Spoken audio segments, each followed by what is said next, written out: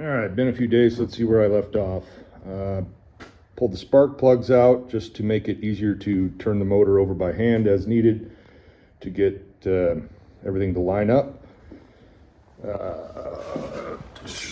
One of these clutch finger nuts was a lot easier to turn than the other two, so I pulled it off and added some Loctite. It looks like there was some sort of Loctite or something on there already, but that one was a lot easier to move for some reason, so added a little extra.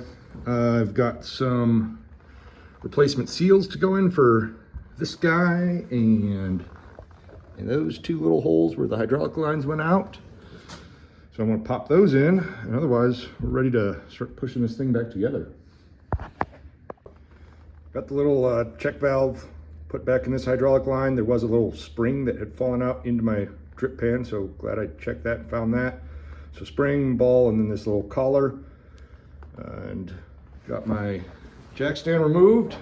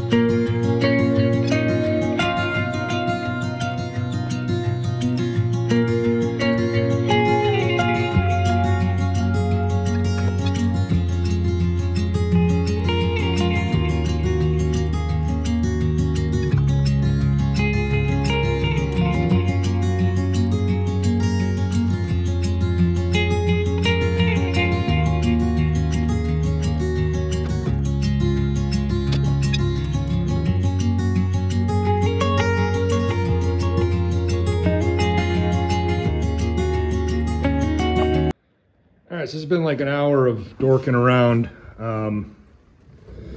Initially trying to get these stupid things to go in their holes and stay there without falling out and dropping the check valve. Stuff getting in the way. Anyway, so what I've been doing, since the shop manual had a big warning about don't force it, you might break the clutch disc, I've been gradually rotating the engine. Then push one side, and then I hand threaded these bolts in just to hold it so that it stopped rocking back and forth and rocking out. So I'll push one side, tighten up the bolts with my fingers, go to the other side, do the same thing.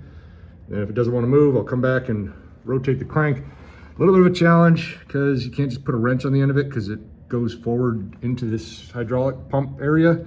So sometimes, depending on where it's at in its cycle, I can get a big wrench on that dealie and rotate it. Other times, most times I'm just grabbing the belt and pulling. So I'm not saying this is the right way, but that's my way apparently.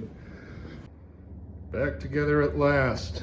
I can only get a torque wrench on half of these bolts. So 170 foot-pounds on those three, and then my best judgment, I guess, on the other three. And then I can get my jack out of here and get these stands off and start putting stuff back together. After reviewing the owner or the shop manual, they wanted steady pressure pushing the two halves together while rotating the engine. So I guess if you've got 2 or 3 people and can do that, cool. Like I've seen some people on YouTube use a ratchet strap to pull the two sides together. So I don't know if my way was a good way, bad way, dumb way. It does say do not use the cap screws to pull the two sides together, which they keep calling bolts cap screws because they're fancy. Yeah, it's together. Let's hope I didn't break anything. Mistake number one, I should have put this retainer back onto these hydraulic lines before I joined the two halves together, because now there's just no way to wiggle it in. So I think I'm gonna take an angle grinder and just lop these ears off on each side and see if that gives me enough room while still leaving the curved portion intact that actually holds those collars on those lines.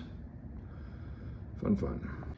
All right, took some jimmying around, but got it in there, just like a 1/4 inch lopped off each side and a little notch there, but still left the rounded portion intact to make contact with the collars on those lines to hold them in.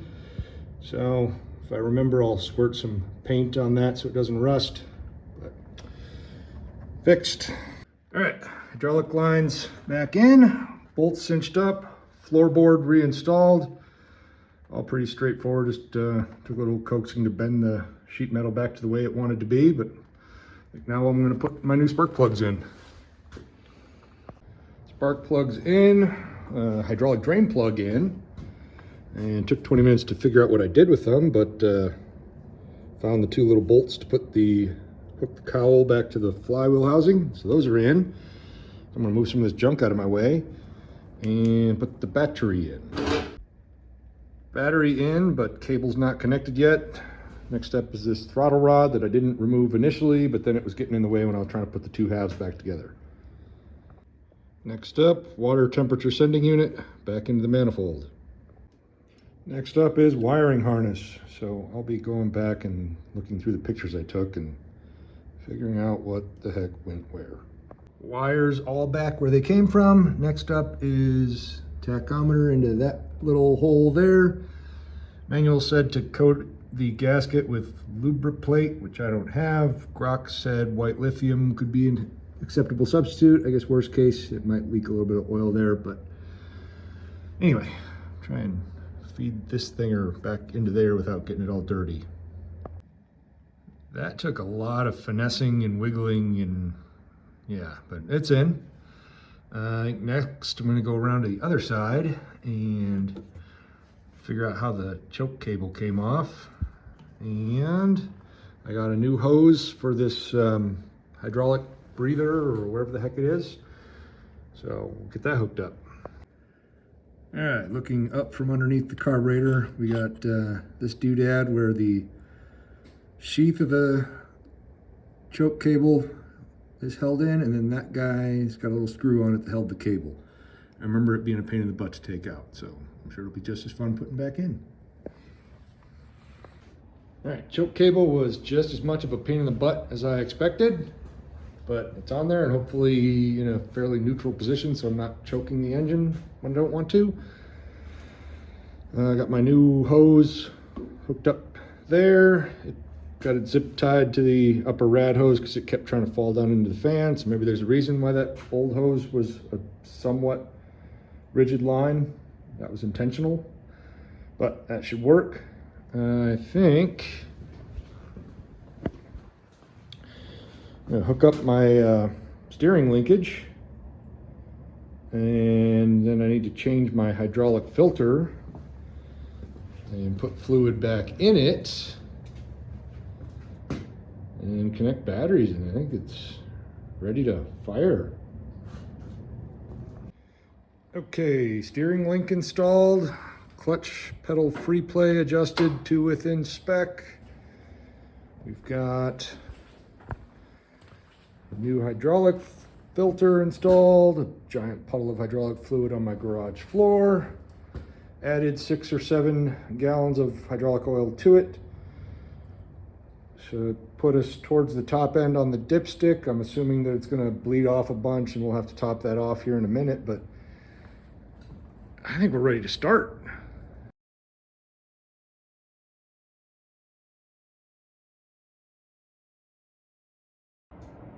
Well, there she is. Everything worked as intended, I think. Topped off the hydraulic fluid after it ran for a couple minutes. I think all in we're probably 8 gallons of fluid into it. And I gave it an oil change because why not while it's in here. Put the hood's back on. I think tomorrow I will worry about getting the loader and all that junk on, but otherwise it appears this project was a success.